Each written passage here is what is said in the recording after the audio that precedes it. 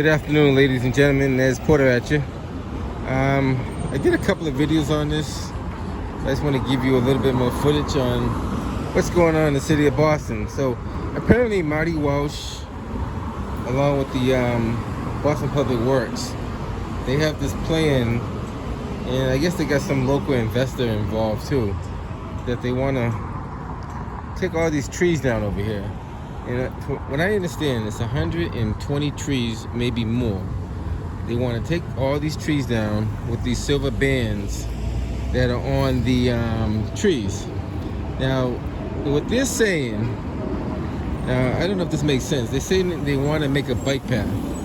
Well, this is the bike path right here. This bike path been here for over 30, maybe 40 years. This bike path has not been maintained properly over the years, so now it needs to be done over. But also, these trees haven't been maintained. If you see these trees, none of these trees been maintained. They haven't been pruned, none of that. So now all of a sudden, of no upkeep over the last 30 years or so, now they just want to take them down. Now, they're saying, well, we're going to plant 200 more trees. But guess what? It's going to take another 30 to 40 years for those trees to grow. Meanwhile, this whole area is going to be left naked and disturbed. There's going to be no shade. We won't have the proper air quality because there'll be less trees. And there are some trees that need some attention. But I think if you use a wiser choice and you gradually fade out the trees that need to be replaced and maintain the trees that you have, you probably won't have this problem. Now, this whole set of trees, I'm not going to walk down the whole set of Melnea Cass Highway, but look at this. This right here could be pruned. Like these trees definitely could be pruned a lot better than that. The ground, and my question is, where's the money at over the last 20 to 30 years that they should have been having to maintain this? Where did that money go?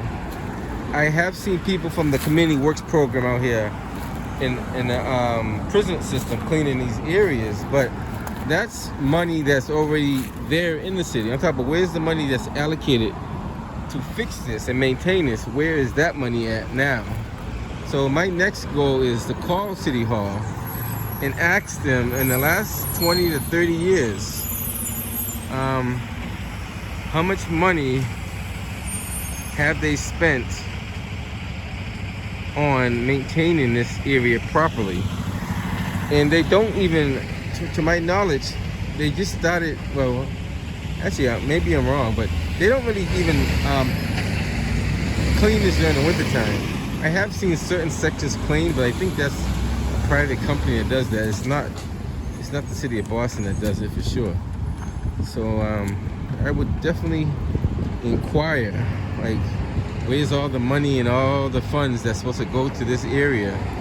Where has it gone to? And even across the street, all those trees with the bands on there are all going to be cut down. A lot of people don't know this, and it's not being really heard. And so people do use this. People do use this, but it just needs to be maintained properly. I'm going to take a quick walk over to the young lady that's she's protesting the city of Boston, and she wants to have more people support her, and I think people should support her, because it's not fair that we have to lose over 100 trees just in the name of investors saying they want to, or claim they want to improve the city. And if it has been touched in over 30 years, why all of a sudden you want to do it now? If you maintained it from the beginning, you would never have that problem in the first place. A lot of these trees just been neglected. You know what I mean? That's what it's come down to. And all they're going to do is plant some new trees and neglect those trees just as bad as they did these ones. And then another 20, 30 years have the same story all over again. So we're here to say to Marty Walsh and all your political hacks that you have out there, we don't want to hear that no more. We want right answers for the right situation. And just cutting down trees is not the answer. And let's take a walk over here where I can see this young lady for a quick second. Take a quick pass through here. We're at the corner of Melnea Cass and Tremont Street, right down by Ruggles Station, and just gonna get some quick footage over here. See all these trees down here too. These trees are just fine. There's nothing really wrong with these trees. They need a little TLC.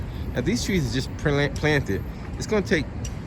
So these are the trees they want to be placing with, these small little trees right here. And that one even has a ribbon on there too. I don't know why that one would have a ribbon on there. But this little tree right here, so apparently this tree has been planted not too long ago. And this has the band on as if they're gonna take it down. And this tree can't even be, I would say no more than a year old, 2 years old the most. And it's already set, so either they're not cultivating the grounds the right way. Somebody needs to do a soil test. Maybe the trees can't live. Maybe the ground's not suitable for the trees to live in. But their whole answer is just cut them down. And those trees over there look okay. Nothing wrong with those trees at all. And they got bands on those trees. I'm asking this young lady the question.